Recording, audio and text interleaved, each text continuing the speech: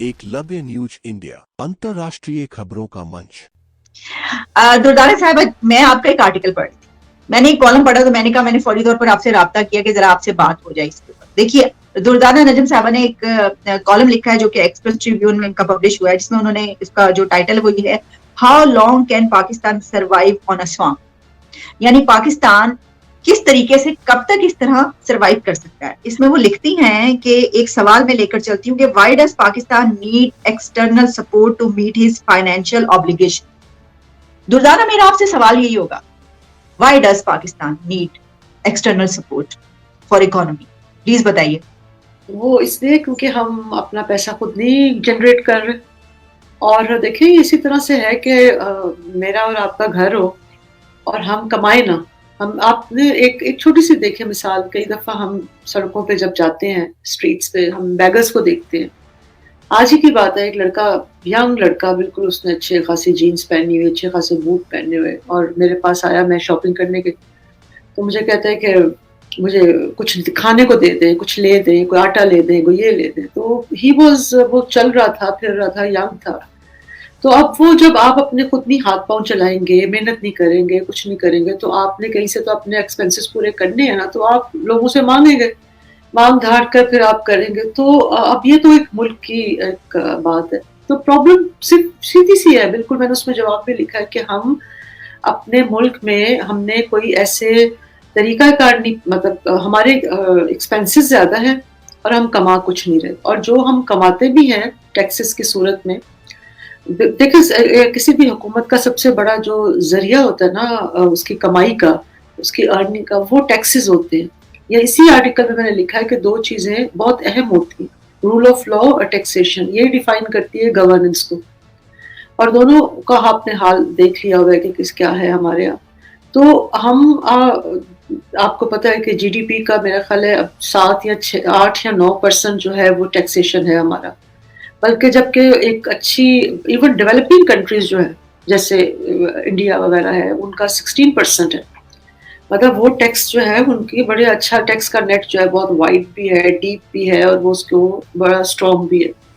तो सिंपल मसला यही है कि हमारा जो, अब असल सवाल एक और है इसके साथ, जो इसके साथ एक ज़िम्नी सवाल है, वो ये है कि इतना पैसा हम लेते हैं। ये वैसी ही बात है कि आप कोई आपसे रोज पैसा मांगे, आप कहें यार आप इतना पैसा लेते हैं, मैं आपको रोज 100 रुपया देती हूँ, आप जाता कहाँ है?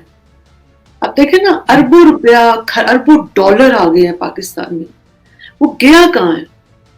अगर आप लोग ने कहाँ मतलब एजुकेशन के हालात आप देख लें, देखिए पब्लिक स्पेंडिंग होनी चाहिए थी ना। आपने तो कर्जा इसलिए लिया था ना, कर्जा इसलिए तो नहीं आपने लिया था कि आपने जनाब अपने घर चलाने, आपने तो कर्जा इसलिए लिया था कि मुल्क नहीं चल रहा। तो वो गया कहाँ है पैसा?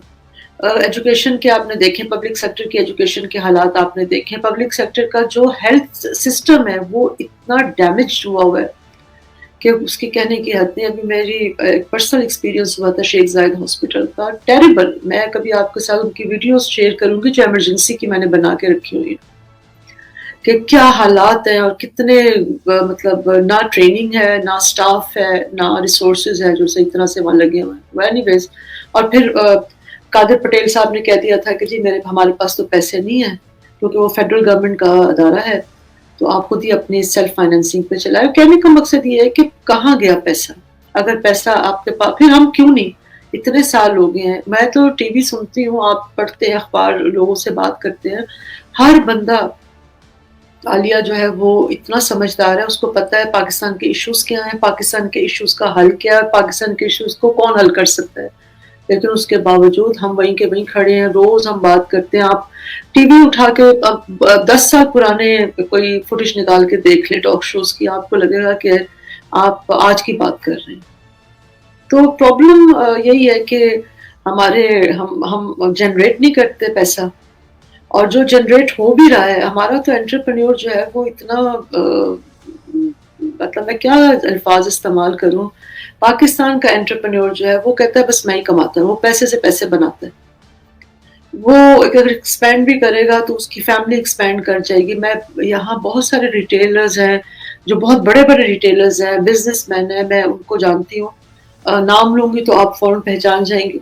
جنہوں نے اپنی پوری پوری فیملیز کو اسٹیبلش کر لیا، لیکن یہ ہے کہ ان کے دفتر میں اگر کوئی ڈرائیور کام کر رہا ہے تو وہ آج 50 سال ہو گئے، 60 سال ہو گئے، وہ ڈرائیور ہے، اس کا بیٹا بھی ڈرائیور ہے، اس کی بیٹیاں بھی جو ہیں وہ اسی طرح کی ایک زندگی گزار رہی ہیں. اگر انہوں نے پڑھ بھی لیا تو کہیں اسلامیہ کالج سے، انہوں نے وہ نہیں کر سکتے کہ وہ کوئی گرو کر جائیں یا کچھ ان کے اندر، ایسا نہیں ہے.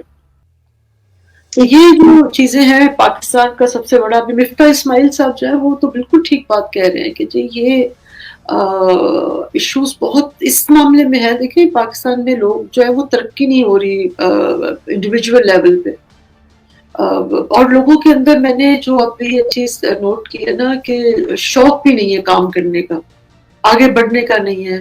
بس کسی سے مل جائے، کسی سے کھانے کو مل جائے، کسی سے یہ مل جائے، ہمارا بس گھر چلتا رہے، things like that.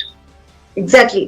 تو جہاں ہم ایک بڑا مسئلہ دیکھ رہے ہیں، وہیں پہ ہم جب نیچے کی طرف آ رہے ہیں تو دیکھ رہے ہیں کہ لوگوں کا بھی کیا اب رجحان بنتا جا رہا ہے اس سچویشن میں، ان کو پتا ہے کہ کچھ ہونا تو ہے نہیں، تو چلو بس اسی طرح ہاتھ ہلائے بغیر ہی مل جائے، زندگی گزر جائے. اچھا، یہ جو آپ نے بات کی کہ ٹیکسیشن، اب میں یہ دیکھ رہی تھی کہ ایک اور خبر ہے اس میں، میں نے ابھی کچھ دن پہلے اپنے پروگرام میں بتایا تھا کہ جو نئے ٹیکسز لگیں گے وہ 380 بلین روپیز کے قریب ٹیکسز لگ رہے ہیں. اور اب یہ خبر آئی ہے کہ 600 بلین، آج کی خبر میں آپ کو بتا رہی، 600 بلین روپیز کے ٹیکسیشن ہے. آئی ایم ایف نے یہ کہا ہے، یعنی جو اب نئی وہ سارا آئے تو اس میں تو دیکھیں ٹیکسیشن تو غریب نہیں مانا جائے گا، یہ انفلیشن تو غریب پہ ہی پڑے گی نا یہ سارا جو ہوگا.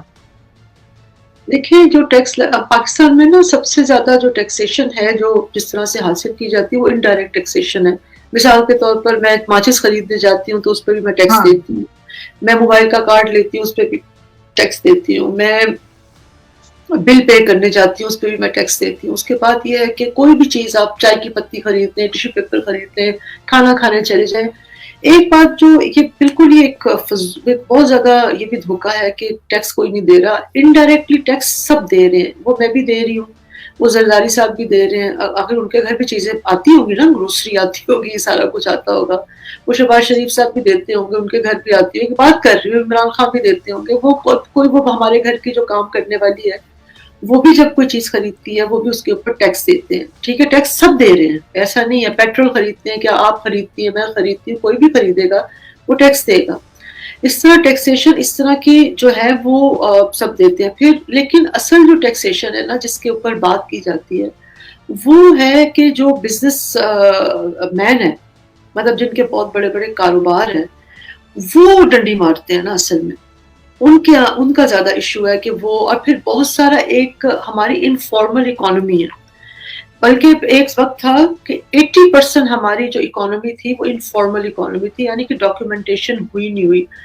میں ابھی بھی بڑے وثوق سے کہہ سکتی ہوں کہ اگر آپ یہ جو چلے جائیں دیہی علاقوں میں، پنجاب کے انٹیریئر میں، سندھ کے انٹیریئر میں، یہاں جتنا جو انفارمل اکانومی یہاں ہے، یعنی کہ وہ ڈومیسٹک ورکرز جو ہیں، جو گھروں میں عورتیں کام کرتی ہیں، مڈل مین ہیں، اب وہ نہ تو بینکنگ چینل میں ان کے کوئی ان کا ایکسپوئر ہے، نہ وہ آتے ہیں بینکنگ چینل میں.